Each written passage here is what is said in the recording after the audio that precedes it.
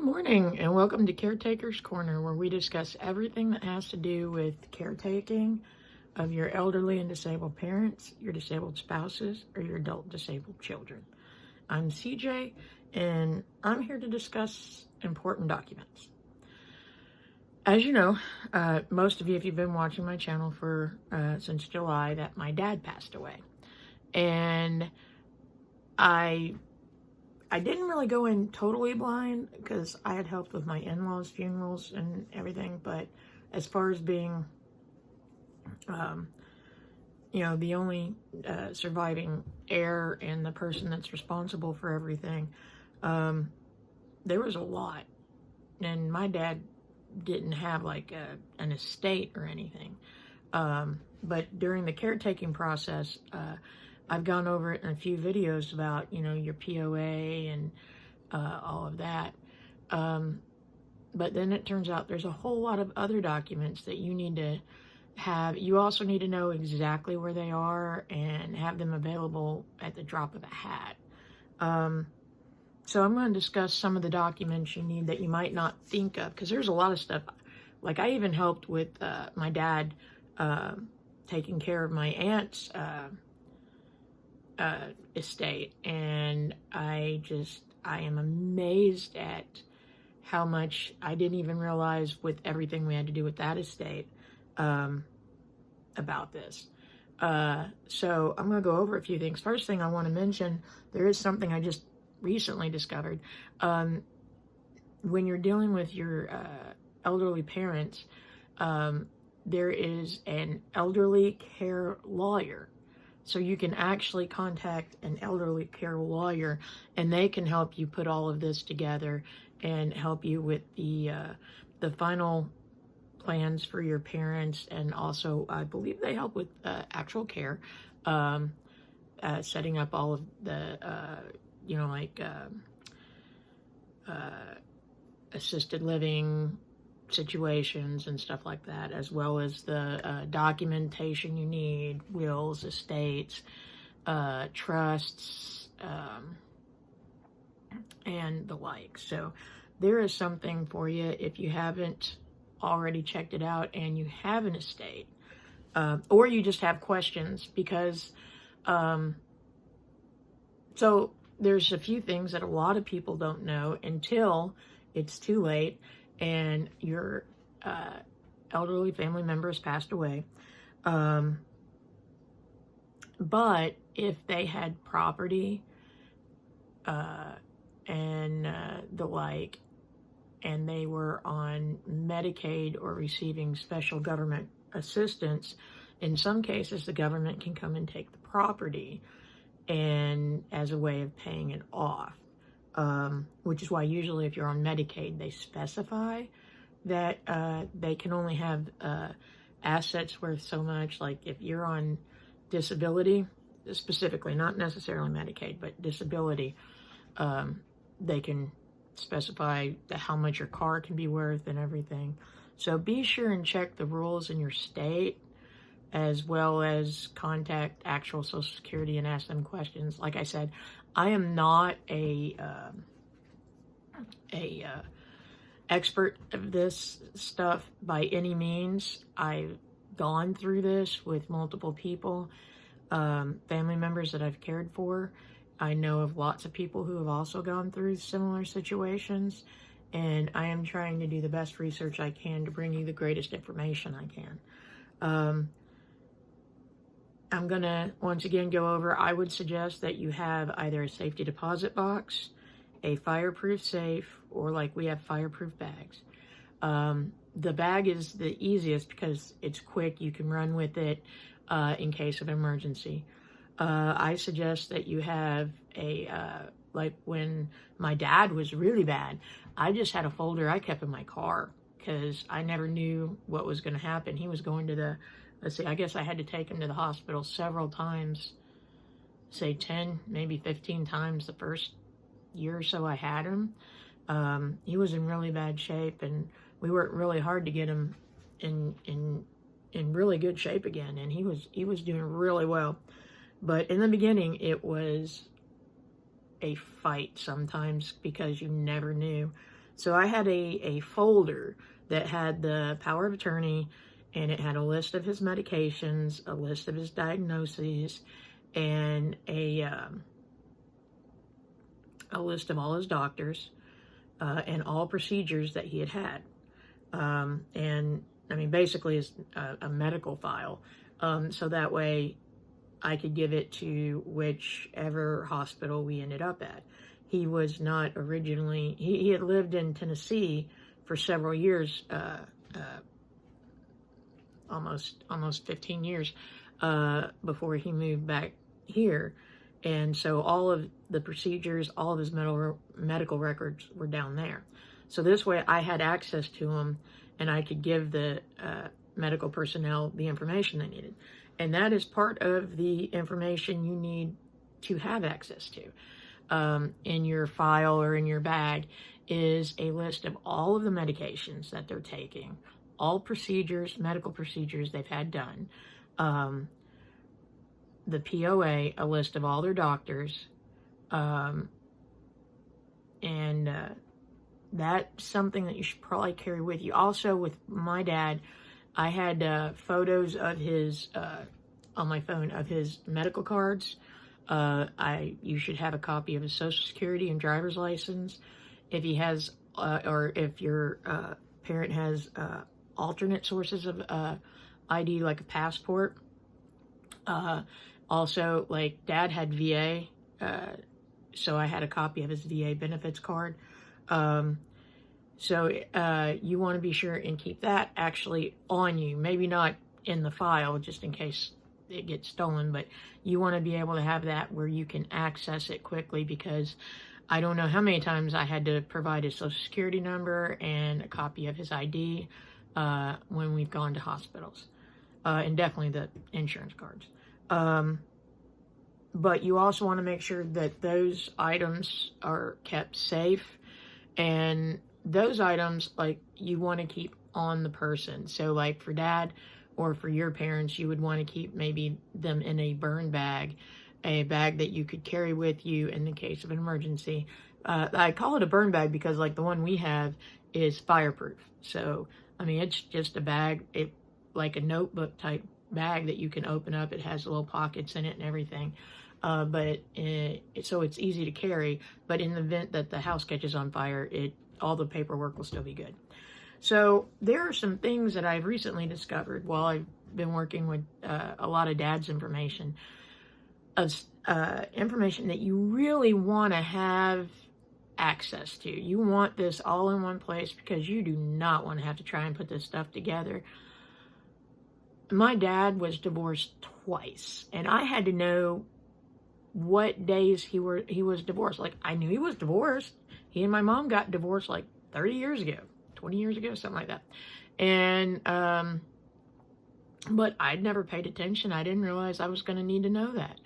When you go through to do life insurance paperwork and all sorts of stuff like that, the VA, or where he was buried at the Veterans Cemetery, that stuff they wanted to know. So you need to have that documentation, the actual documentation, which, just so you know, it's not that easy to find, actually, for something that should be a public record. But, so here's a few things that, well, actually, it's a very long list, and we'll probably end up doing another video, because, I mean, this is a very extensive list. So you want to have financial documents for the last 5 years. And the reason for that, like I mentioned a few minutes ago, in the event that they need to receive help with, say, assisted living, and they start looking into Medicaid and government programs, the government requires to be able to go back 5 years. So, and here's a for instance of a situation a friend of mine had, and that is, they were trying to get her parents some extra help that they were informed that they could get, and she lives in the house with her parents, and so does her husband. They take care of her mom and dad, and they were going to get some assistance for coming in and helping out during the day while they were at work. And the program was a government-funded program, it turned out. And when they went to do the paperwork, they discovered that it has been less than 5 years when they had signed the house over to her. And they were going to want to recoup that because it had not been outside of 5 years. So you want to remember things like that. And that's why they require 5 years worth of medical or financial information. And you want to keep that all in one place, like I said. And that can include bank statements, bank accounts, stocks, bonds, any equity assets like that, tax returns for the last 5 years, bank account information, like I said, valid ID, pension, 401k, annuity records. All financial records are considered in this. Also, in the event that they pass away and there is an estate, it will be so much easier trying to get all that taken care of if you have all the records in one area. Also, like I said, investment accounts, any business interests they might have, partnerships, businesses they own, or, corporations they're a part of. You want all that information because, once again, in the event that they pass away, that's an estate issue. You have to probably in that case, get a lawyer, but probate lawyer, but you have to work on that with the family. Any property they might have, you'll want the deeds for. And this is a big one that I was thankful Dad had thought ahead on this one, but a list of all loans, debts, and credit cards. Now, for my dad, he had credit cards.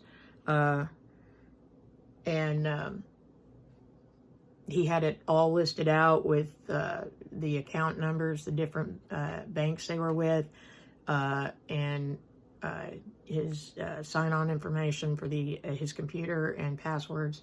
It was very nice on that part. I was able to take care of everything. Let's see, he passed away on the 9th, and the first thing I did on the 10th was contact everybody. I mean, at 9 a.m. when places opened, I started calling. So that's very important. You also, like I said, you want your POA and living will. Now, somebody gave me mentioned something the other day about also having a copy of the Advanceddirective on the refrigerator in case EMS is called. You can show them so that they won't attempt any resuscitation, which probably would have helped out in my situation because, like I said, I freaked out and I didn't even think about it, and I had it. You need to, another thing that you want them to do is which is apparently separate from the POA, or it can be included in the POA, but a healthcare agent, if you have more, like in Dad's case, there was just me. And like Barb and I have it for each other already, but we wouldn't have to because we're married. But in the event that you become incapacitated to be able to make your own decisions, you can have a designated healthcare agent who is somebody that will make those decisions for you in your stead. So it's somebody that you've discussed all of your what you want done, any procedures that you're willing to let them do. Like for me, I don't want them to keep me on a machine, but I also don't want them to deny my body food and sustenance, and painkillers.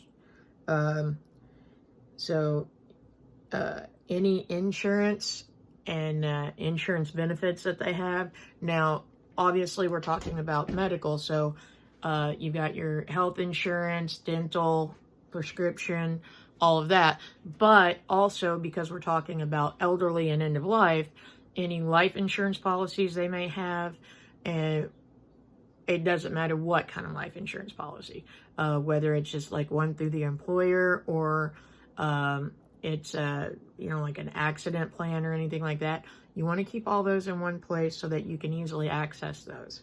Also, if they have previously worked somewhere, okay, depending on, this is going to show somebody's age here. Okay, so it used to be companies paid a pension, and then they went to 401ks. So if they had worked for a place that had a pension and then went to a 401k, or they no longer work for that place anymore, it may be that they have a pension through that place. So that might be something you also want to keep in there, even if they don't. I mean, here's the problem. They may not remember it. I had somebody contact me at one of Dad's former employers, and it turns out he had a pension through them, and he didn't know it, or he'd have been collecting on it. So that's something you might want to think about too. Maybe a list of former employers, or a list of possible retirement plans that they may not know about or may not remember. I mean, I know that one's kind of hard to do when we're talking about not being able to remember it, but like I said earlier, all medical records. And the thing about that is, if you go to a hospital, they may require it. If you're going to sign up for benefits like VA, they'll require it. If you're going to change from like Medicare to Medicaid, they will require it. And that is something that can happen. If you're an elderly parent, it has to go into assisted living, and they can't afford assisted living, they may change them over to Medicaid in order to pay for the assisted living or to get help with it. So you'll want to have the medical records for all that. Also, if you go into assisted living, they want a list of all the medical records. You need a form to help authorize the release of healthcare information from one facility to another. A long-term care insurance policy, if they have that. Emergency contact information. You also want to keep your the last will and testament, trust documents, and then, like I said, marriage paperwork and divorce paperwork is very big. Military records, birth certificates, are also very big. Like, my dad was in the military, so, but, and I had a copy of his DD-214, which I'd had a copy for like 20 years.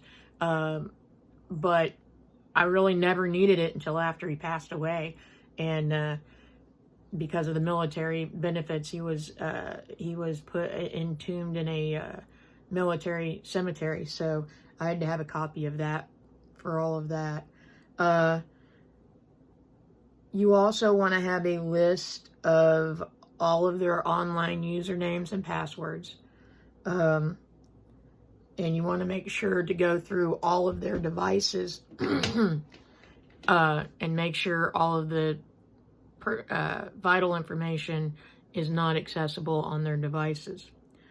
Then also they may have a letter of end-of-life instructions. So something that goes over their funeral choices, how they want to be entombed, if they want to be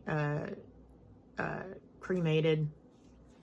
And then, like I said, I mean, that's a lot of stuff I've just gone off after. So basically, anything that has to do with medical, anything that has to do with insurance, anything that has to do with ID, and anything that has to do with financial. You want a copy of all of this, and you want it in one location, preferably a safe location. And like I said, that could be a safety deposit box. It could be a fire safe box, or like I said, we have the burn bag. By doing this, you will save yourself all sorts of time and pain and misery of having to sit online or on the phone listening to really bad hold music while people go, hold on, well, let me get you some help. All right, well, I hope this has helped, and I hope you have a wonderful day and a great week, and I will see you next week. And I hope you like, subscribe, and share. And if you have any questions, comments, or you can think of more documents that I forgot, please leave it in the comments below. Have a great day.